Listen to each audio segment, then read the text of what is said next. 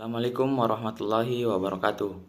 Perkenalkan, nama saya Mujahidin Anwar dari jurusan Teknik Informatika dan Komputer, Prodi Teknik Komputer, dengan NIM 2202 1050 1048 dari kelas Tekom E.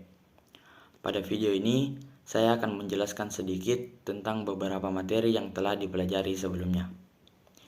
Materi pertama, pengantar pendidikan Pancasila. A. Menelusuri konsep dan urgensi pendidikan Pancasila. Sejak zaman dahulu, wilayah-wilayah di Nusantara ini mempunyai beberapa nilai yang dipegang teguh oleh masyarakatnya. Sebagai contoh, gotong royong yang pertama, percaya kepada Tuhan dan toleran. Kedua, gotong royong. Ketiga, musyawarah. Dan yang keempat, solidaritas atau kesetiakawanan sosial. Berbagai permasalahan yang menunjukkan pentingnya pendidikan Pancasila. Ada berbagai masalah. Yang pertama itu ada masalah kesadaran perpajakan, masalah korupsi, masalah lingkungan, masalah disintegrasi bangsa, masalah dekadensi moral, masalah narkoba, dan masalah penegakan hukum, serta masalah terorisme. B. Menanya alasan diperlukannya pendidikan Pancasila.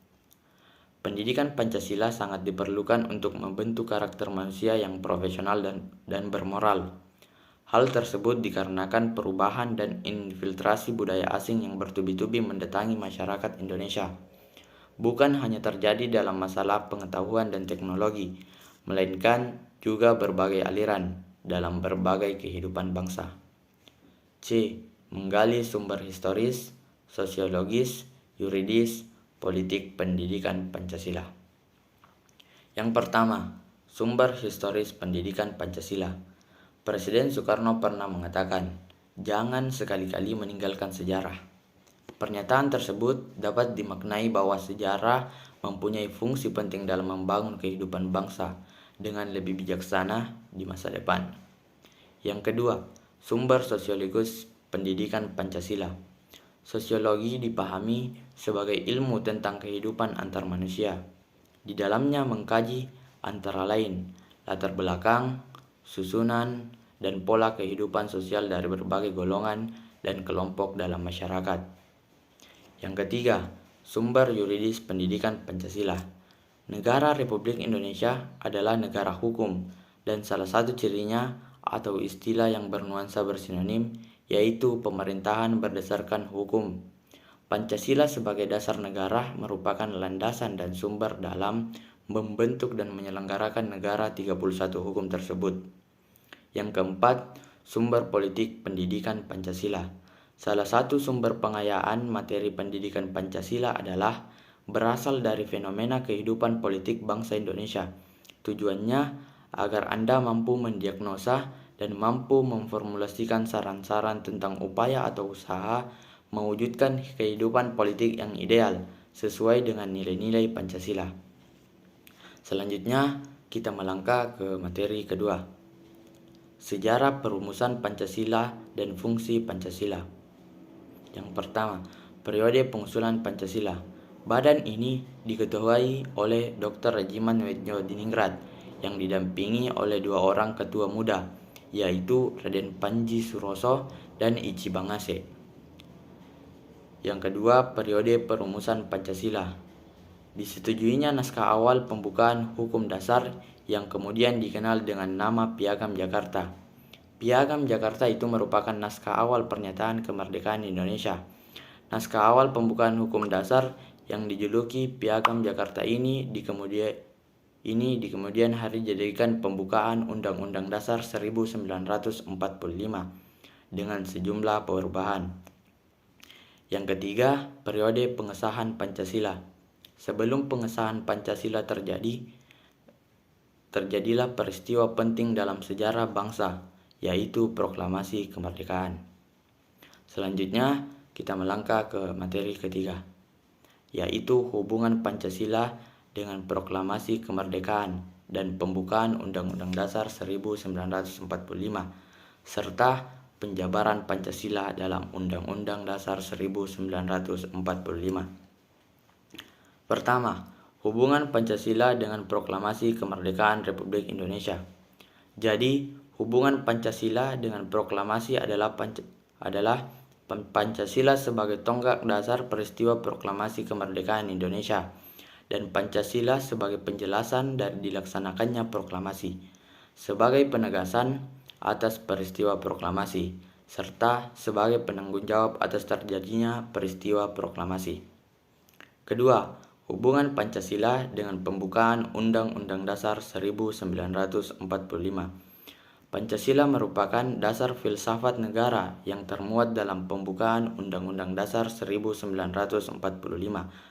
Artinya, setiap hal dalam konteks penyelenggaraan negara harus sesuai dengan nilai Pancasila, termaksud peraturan, perundang-undangan, pemerintahan, sistem demokrasi, dan lainnya. Antara Pancasila sebagai dasar negara dan Undang-Undang Dasar 1945, khususnya bagian pembukaan, sebagai dasar hukum, keduanya memiliki hubungan yang saling berkaitan atau tidak dapat dipisahkan. Dapat digambarkan jika Pancasila adalah rohnya, sedangkan Undang-Undang Dasar 1945 adalah raganya. Pancasila merupakan unsur pokok dalam pembentukan Undang-Undang Dasar 1945. Yang ketiga, penjabaran Pancasila dalam pasal UUD NRI 1945. Dalam kaitannya dengan penjabaran Pancasila dalam pasal-pasal Undang-Undang 1945, perlu Anda ingat uraian terdahulu yang mengemukakan prinsip bahwa Pancasila merupakan nilai dasar yang sifatnya permanen dalam arti secara ilmiah atau akademis, terutama menurut ilmu hukum, tidak dapat diubah karena merupakan asas kerohanian atau nilai inti dari pembukaan Undang-Undang Dasar 1945 sebagai kaidah negara yang fundamental. Selanjutnya kita melangkah ke materi keempat, yaitu dinamika dan tantangan Pancasila dalam kehidupan berbangsa dan bernegara. Dinamika Pancasila yaitu gerak masyarakat secara terus-menerus yang menimbulkan perubahan dalam tata hidup masyarakat yang berbangsa dan bernegara. Salah satu tantangan terhadap Pancasila dalam kehidupan berbangsa dan bernegara yaitu meletakkan nilai-nilai Pancasila tidak dalam objek sebenarnya, sehingga nilai Pancasila seringkali menyimpang dari kehidupan berbangsa dan bernegara di Indonesia. Kemajuan teknologi yang tidak dapat dikendalikan dan dikontrol akan menghasilkan masalah yang dapat mengancam atau merusak suatu negara itu sendiri. Selanjutnya, kita melangkah ke materi kelima. Pancasila sebagai dasar negara. Pancasila sebagai dasar negara. Pengertian Pancasila.